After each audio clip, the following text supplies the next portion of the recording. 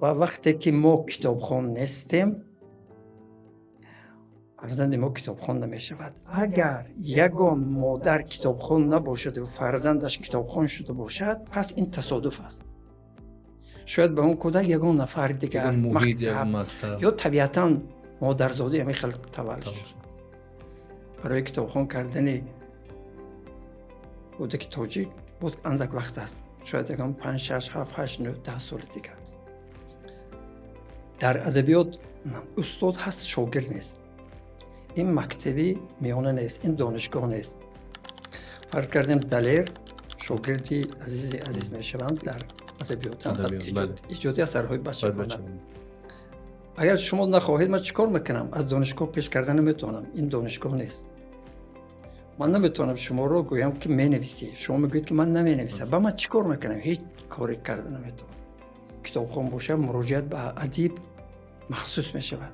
من یاد ندارم در این 40 سالی ایجادی اثر برای بچه‌ها. یگان کارمند ادب نشریات نزد من آمده گفته باشد که تو عزیز هستی، عزیز و کتاب برای بچه‌ها کتاب می‌نویسی. ما می‌خوایم که 2-3 کتابی تو رو چاپ کنیم. کنی نگفته است. چرا؟ یعنی یک برنامه جدی مکملی رشد ادبیات بچه‌ها در کار است و شرط نیست در آنجا من باشم، ادبیات باشد.